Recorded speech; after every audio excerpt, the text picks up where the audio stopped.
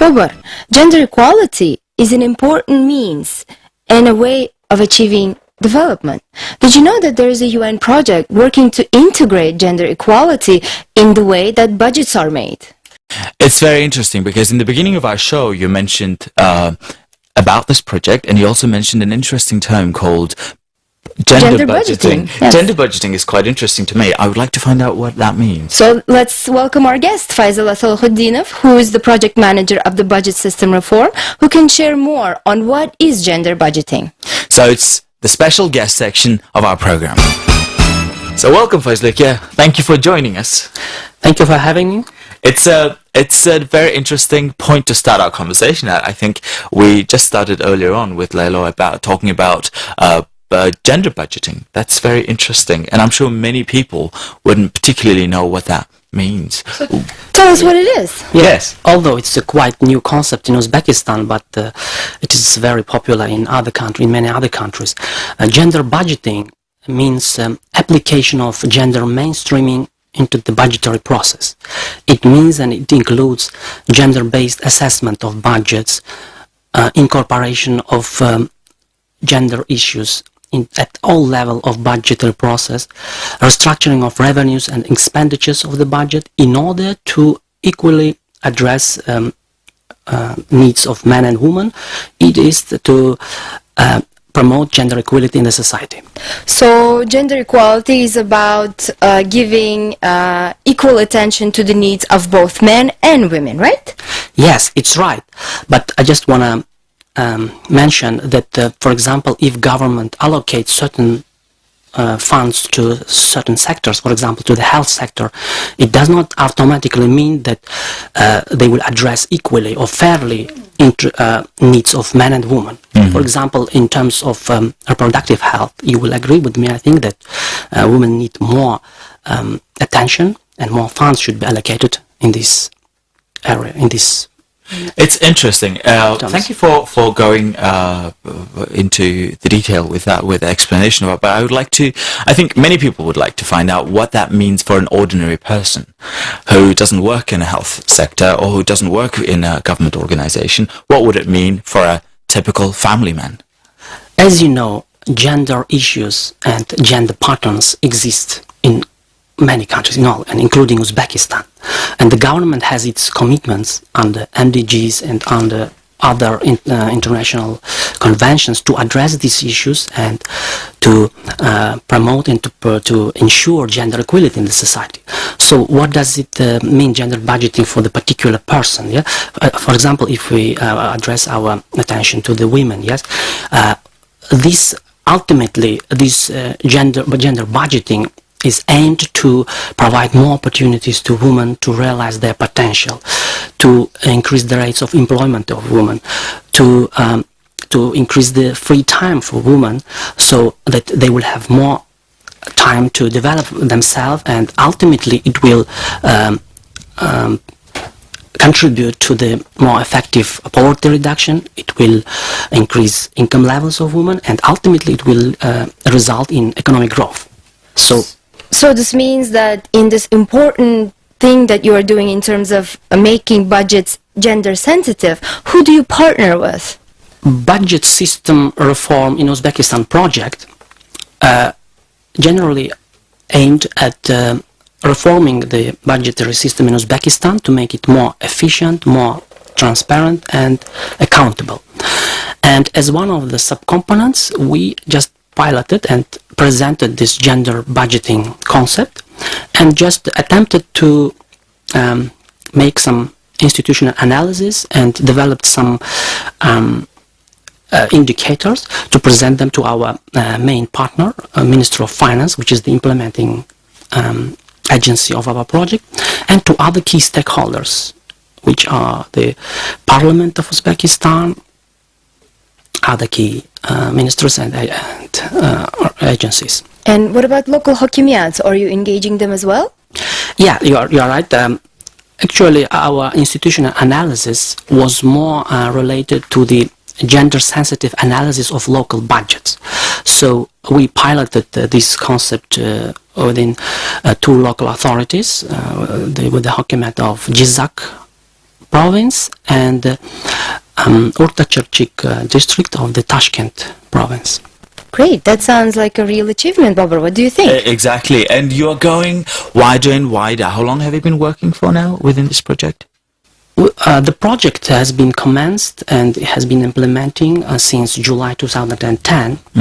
But as I mentioned earlier in our conversation, this is a quite new concept. So we just started it. We just presented the principles of gender budgeting. We are just trying to explain and to advocate this important thing, and still we need to go a long way, to say honestly, because first there are some, according to findings of our analytical work, we just find out that there are key issues. First is there is a need for further sensitization and awareness raising of public servants and decision makers and general public as well on the gender issues and on the principles of gender budgeting. So still we need you have some way to go as well. Yeah, so there is some work to yes, there is actually a long way to go, and but we just started this. It's important to just start and to explain and to advocate that gender budgeting and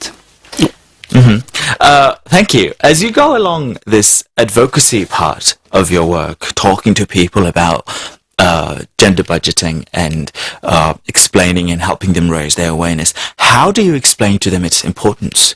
What is your answer to a typical question on why it is important? Within the project, the project supported the development of two analytical nodes. As I mentioned, it was some kind of institutional analysis of gender budgeting in Uzbekistan, the opportunities and perspectives for its wide practicing. And as I said, the experts, local and international experts recruited by our project, they just attempted to develop some indicators to be integrated into the budget, so in order to then to track how the gender equality issues or gender issues are addressed and are implemented within the budgetary process. So what happens to these notes? Are they presented to the Ministry of Finance, and how does the chain go after that? Yes, these findings, the key findings of this analytical work were presented during the round table to key project stakeholders, including members of the parliament and representatives of key ministries, including Ministry of Finance and other, and also NGO representatives also. So you're engaging civil society as well, Yes, which I think would be an important aspect of this. These key findings were presented during this round table and discussed with stakeholders. What were the findings? Who did you involve and engage during this round table?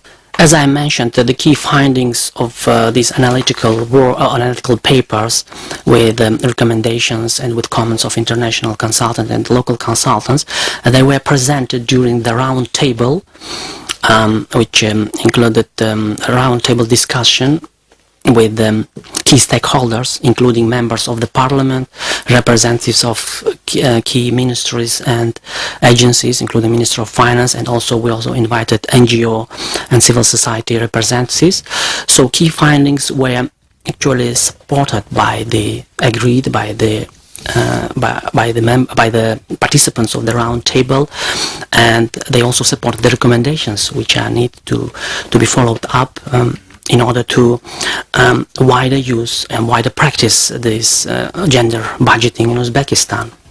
But I just would like to mention again that, as I said, this is just a starting point for us, so we will deeper work in this direction, because, as I mentioned, further awareness raising and sensitization is needed. Also, in order to make a deep assessments of the budgets, we need the more sex disaggregated data to be available in order to identify the gender gaps in budgets and other sector and state programs.